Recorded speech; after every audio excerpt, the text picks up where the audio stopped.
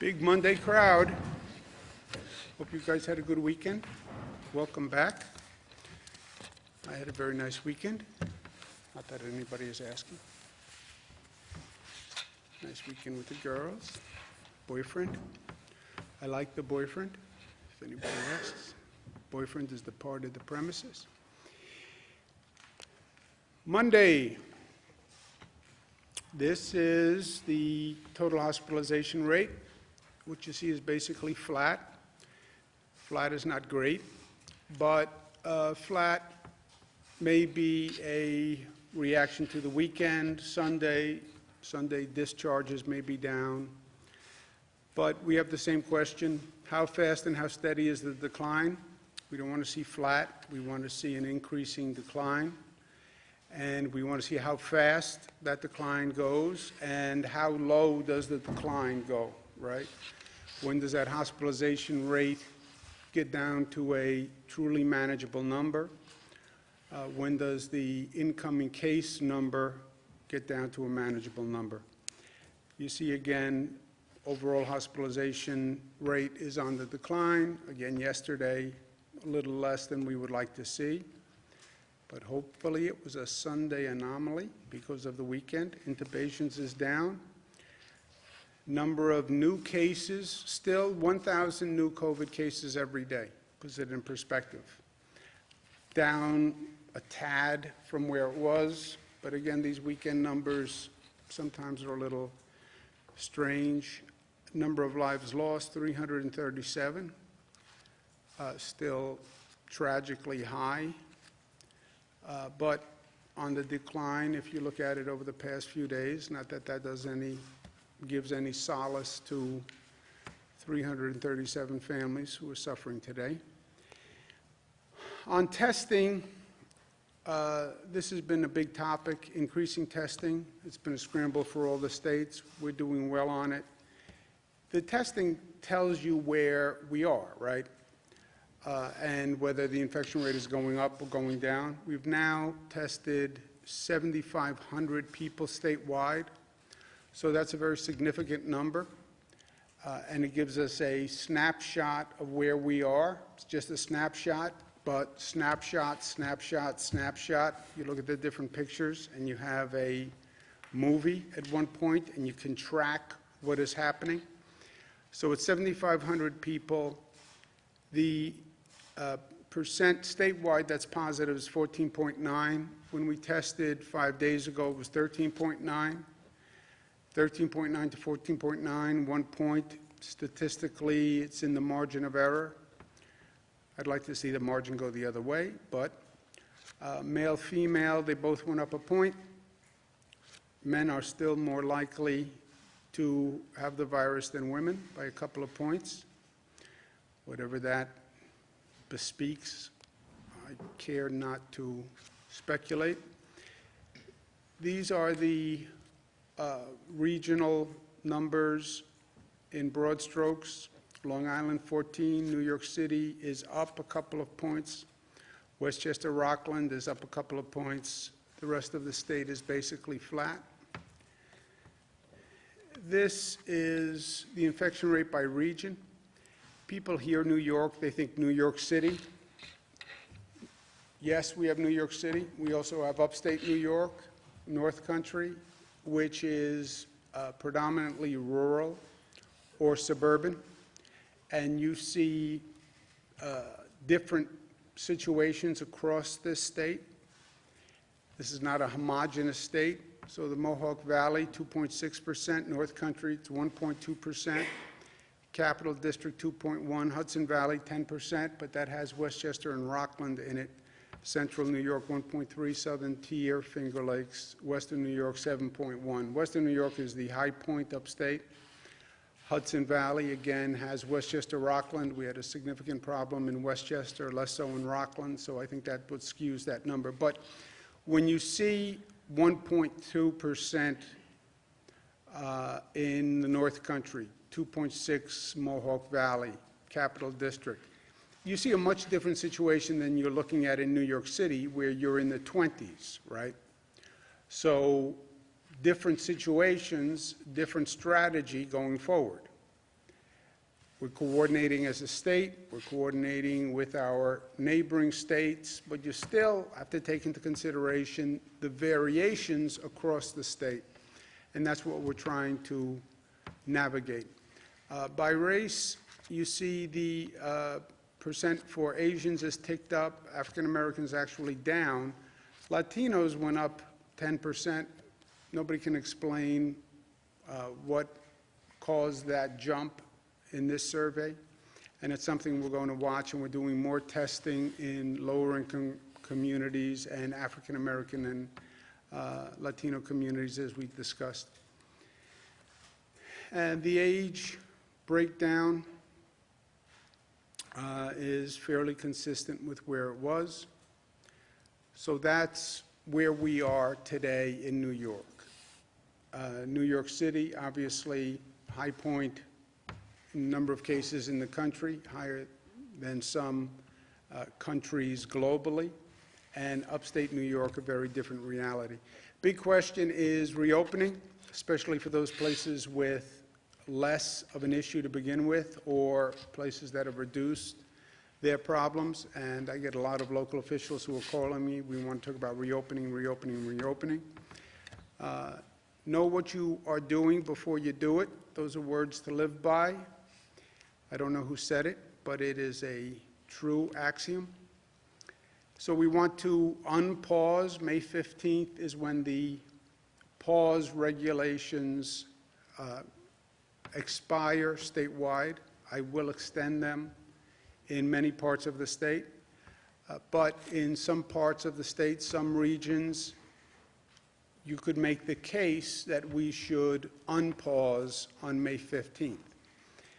But you have to be smart about it. We all have to be smart about it. As we said, there is no light switch where you flick a switch and everybody goes back to doing what they're doing. We have to take these circumstances into consideration. We have to learn the lessons. We have to move forward, and we have to be smart, because if you are not smart, you will see that infection rate go right back to where it was. We'll be right back to where we were 58 days ago, and nobody wants to do that. So what I want to say to my regional colleagues is be smart. Well, we want to reopen. Well, have you thought through reopening? And we have a couple of weeks, but start thinking through what it means to reopen. First question is, do we meet the CDC guidelines that say you reopen when you've seen a decline in numbers for 14 days? Second, we talked about, on the reopening, bringing back construction and manufacturing as the first two industries. But how do you bring them back? And what precautions are going to be in place? What precautions do you want those businesses to institute when they start? And part of this is on business. You know your business. I don't know your business. I don't know how you do business.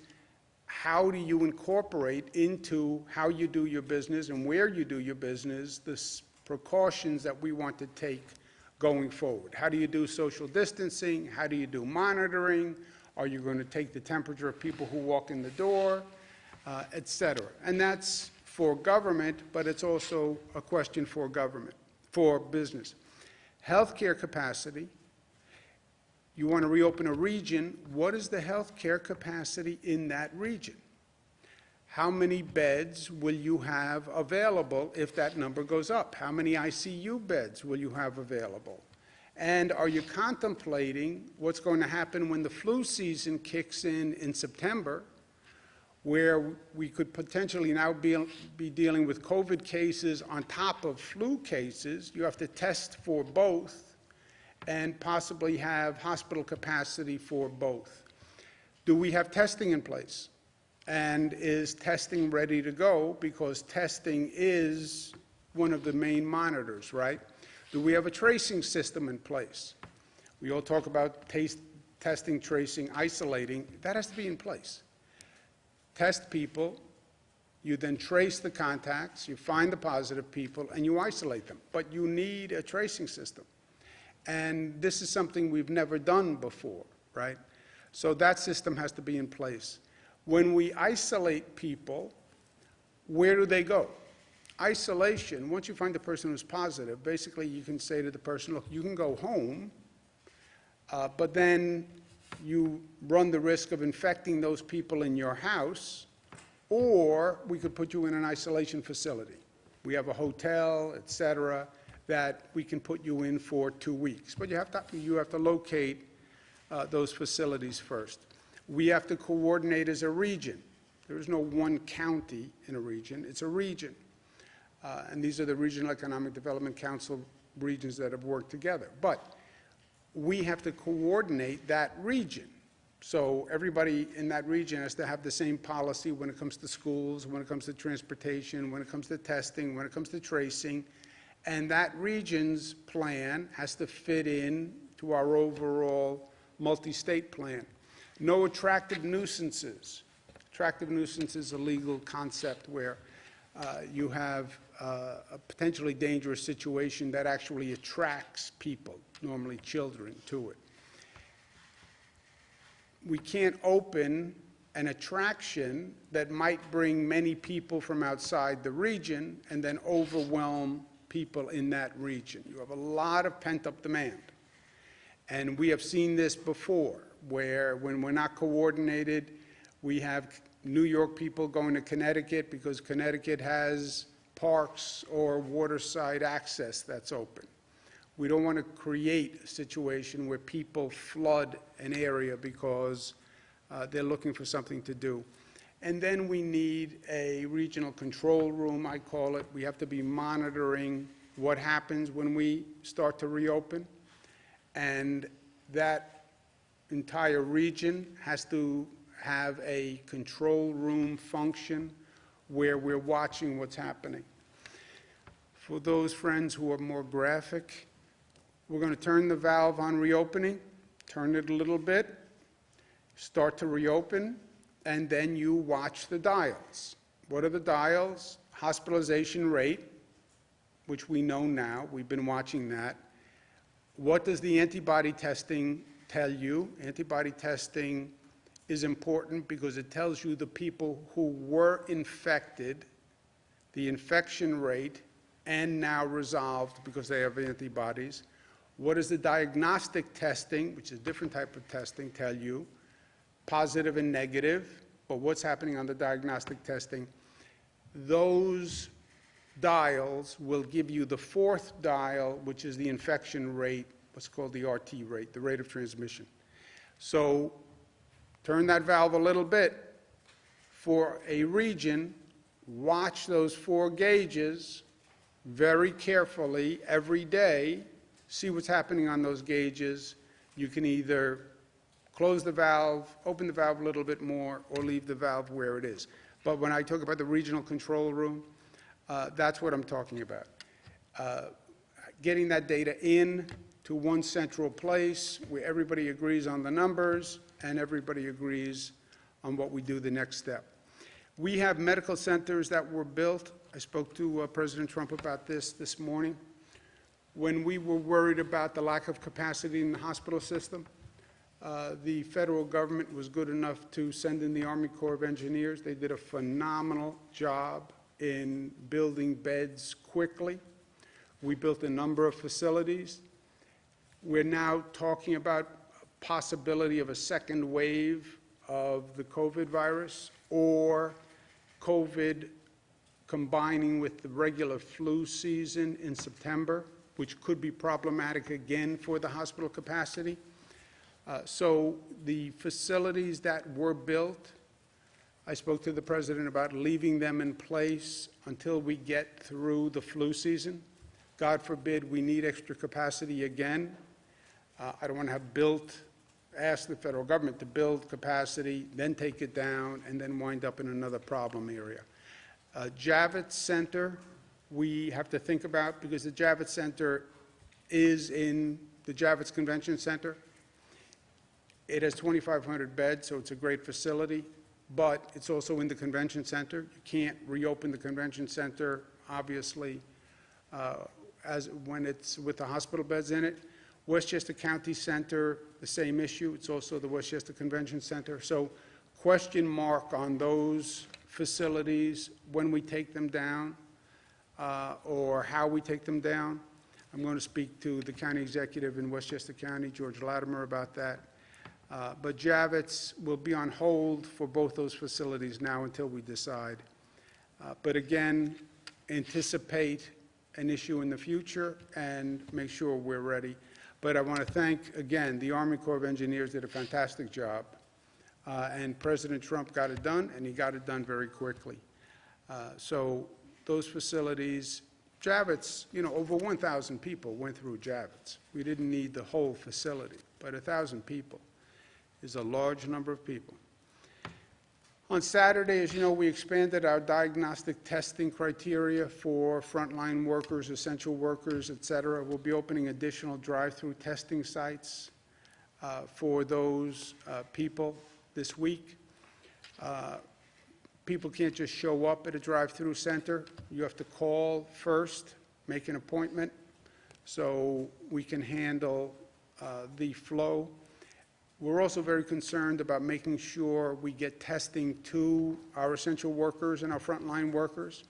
We're going to be doing a survey of New York City Fire Department and New York City Police Department this week, 1,000 and 1,000 respectively.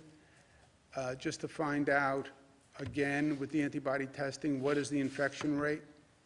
NYPD was out there every day, and they paid a terrible toll. The attendance rate is now good again. Many were out sick, but we want to know exactly where those frontline workers are. If they have been infected, we want to make sure people are getting help, and we want to know exactly what happened. We'll also be doing 3,000 healthcare workers. These are hospital staff, nursing staff, doctors who are in the emergency rooms to find out their situation. And we'll be doing 1,000 transit workers. These are the bus drivers, the train operators who keep the public transit system working, and we want to do testing to find out how they're doing. We're seeing a tremendous demand in food banks, which is predictable in some ways, but the numbers are very, very high, and we need to address it. 200% increase in Westchester, 100% increase in New York City, 40% on Long Island, 40 to 60% across upstate New York. So we're going to commit $25 million for emergency funding for those food banks. I'm also asking philanthropies to help. Many philanthropies said they wanted to help and step up. This is I would say, the number one thing they can do to help. And if they're interested, please let us know, and we'll supplement the state funding with philanthropies funding. We also have an issue across upstate where, because the markets are so roiled, some farm cooperatives are actually dumping milk because the market can't consume it. This is just total waste to me. We have people downstate who need food. We have farmers upstate who can't sell their product. We have to put those two things together. It's just common sense, but we have to make that marriage between product upstate and need downstate. And we're going to launch a special initiative to do that. We're also immediately, to stop this dumping of milk, going to work with industries in our state who can use the milk and get it to people who need it. So I want to thank these companies who will be working with us to buy the excess milk, yogurt, cheese, sour cream, cream cheese, and then we'll give it to the food banks that are downstate. When it comes to reopening, and I talked about what I'm going to speak with the regions about, but I don't want to just do reopening. We have to use this moment to reimagine and be smart and grow. This is one of those moments, if you look back in history, sometimes it takes a crisis to wake people up, and it takes a crisis to change the body politic to actually accept change, because change is hard to make. And if you look at the instances in the past where we've had significant problems, you'll see we were normally smart enough to learn and to grow from them. So reimagine New York means don't replace what was, build it back better. And we've done that in the past. Chicago fire, 1871, killed 300 people, but we learned stricter fire safety laws. San Francisco earthquake, 1906, the same thing. Was devastating, but that led to better construction and earthquake standards. Triangle Shirtwaist Factory fire here in New York, 1911, started a whole workers' rights movement and safety in the workplace. Mississippi flood, 1927, that's when the Flood Control Act started, and we woke up and started building levees and dams, etc. Great Depression, FDR pivoted from that crisis to an entire new economic structure. We went through 9/11, and we are better and safer as a society for it. Department of Homeland Security was formed on the federal side, which has been the single largest innovation in the federal government. Even Superstorm Sandy that we went through, 2012, I was part of that. It was devastating, but New York is better for it. We have a power grid that's now better. We raised all our electric stations. We changed our infrastructure along the waterfront. We built houses back to different codes. So it's that process that we have to go through here. What did we learn? How do we change? How do we improve? We talked about teleeducation. Yeah, we went through it. We had to go through it, but it didn't go as well as it could have gone. We didn't have any notice, but let's learn the lessons. Let's do better. Telemedicine showed great potential. You don't have to go to the doctor's office. You can do a lot by telemedicine. How do we learn that? Public transportation, we're still learning. How do we clean and disinfect a public transportation system on a daily basis? I mean, just think about the scale of that undertaking. How do you do it? And we're still trying to figure it out. And then how do you have a better public health system? Because we were not ready for this. Our health system was not ready for any public health crisis that would demand more capacity or more coordination. So let's learn from that, and let's have a society that has more social equity. You look at the people who paid the highest price for this crisis. They were the people who were in the least good position to pay. The poorest among us always pay the highest price. Why is that? Why do the lower income communities see this disease in higher proportions? Why were the essential workers who had to show up disproportionately African American, Latino? So, is life going to be different? Yes, life is going to be different. But different in this case can mean better if we're smart about it. And when we're finished going through this, we should be tougher and smarter and more resilient and more unified and better than before. Last point, A.J. Parkinson, great quote, "I respect elected officials who aren't typical politicians." Elected official does not have to be a politician. Politician has bad connotations to politicians, the word politician. You can be an elected official who's not a typical politician, not a go-along, get-along kind of guy, you know, not a make-no-waves kind of guy. Kentucky Governor Andy Beshear stood up, said to his senior senator in the state, Mitch McConnell, that Mitch McConnell was wrong on saying he wouldn't provide funding to state and local governments, and wrong in saying states should go bankrupt. It is hard for a governor, especially Andy, who is a relatively new governor, to stand up to a senior official and speak truth to power. That is hard. Takes guts, takes courage. And you don't get that from a typical politician. So it warms my heart to see an elected official who is not a typical politician. Thank you, Governor. Questions, comments?